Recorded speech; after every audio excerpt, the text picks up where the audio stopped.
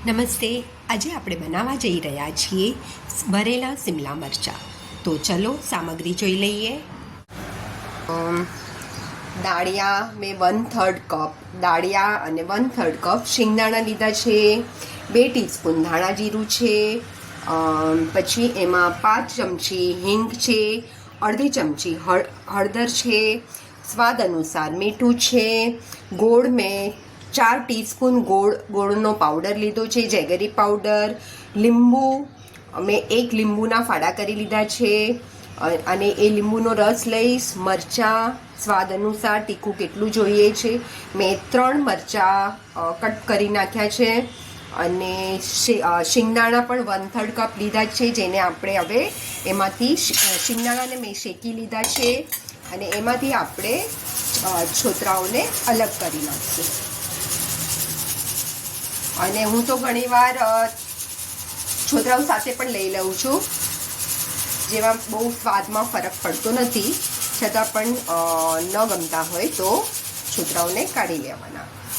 અને પછી છોતરા અને શિંગદાણા આપણે સાથે પીસી લઈશું. મેં એમાં કઢી પત્તો પણ લીધો છે. સ્વાદ અનુસાર મીઠું મેં કીધું પહેલાં જ. અને આ આપણે બધું સાથે મિક્સર ગ્રાઇન્ડરમાં પીસી લઈશું. એમાં સાથે હું લીલા મરચાં પણ નાખી દઈશ, એ બધું પીસાઈ જશે.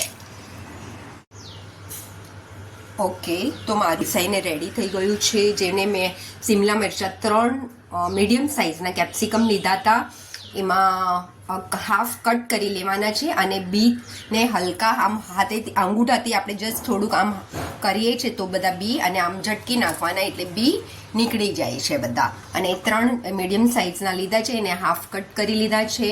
એમાં મેં ઘણી બધી કોથમીર નાખી, જે મેં કહેવાનું ભૂલી ગઈ. એમાં ઘણી બધી કોથમીર નાખી છે અને બીજું બધું. અને મેં એમાં 2 ટીસ્પૂન વધારે હજી જેગરી પાવડર, મને થોડું ખટાશ વધારે લાગતી હતી તો 2 ટીસ્પૂન વધારે હજી મેં, એટલે ટોટલ આપણા થયા 4 ટીસ્પૂન અને બીજા 2 ટીસ્પૂન મેં પાછો ગોળનો પાવડર એડ કર્યો છે. એટલે ખટાશ અને ગળાશ એ આપણે આ સ્વાદ અનુસાર બેલેન્સ કરી લેવાનું.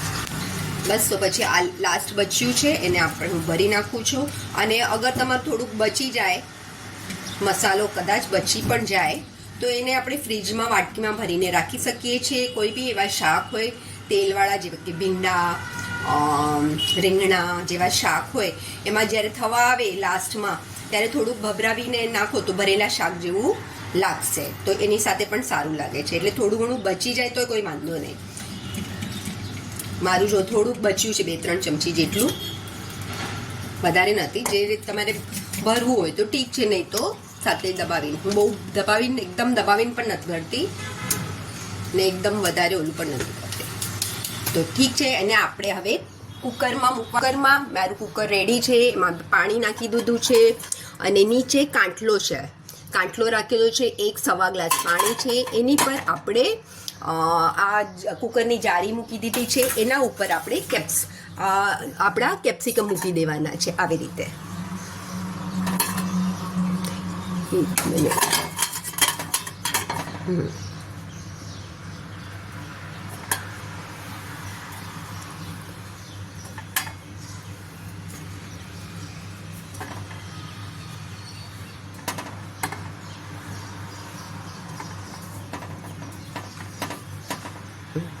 અમે મૂકી દીધા છે કેપ્સિકમ. અને હવે એને ગેસને ઢાંકણ બંધ કરીને આપણે એને 2 સીટી મારી દઈશું. બસ, હવે ફૂલ ગેસ પર આપણે 2 સીટી મારવાની છે.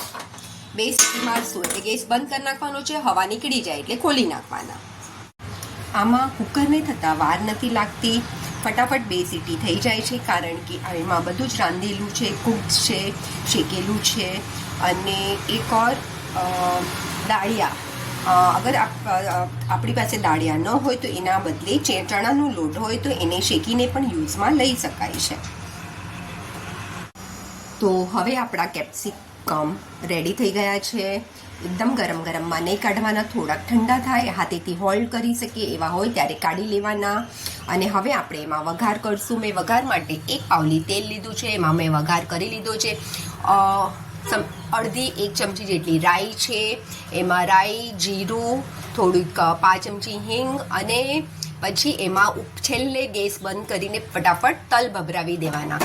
તલ ભભરાઈ જાય એટલે આપણે એને હવે આના પર નાખી દઈશું. હું ચમચીથી નાખું છું.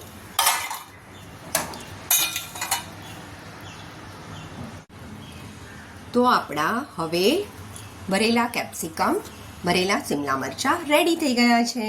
Thank you.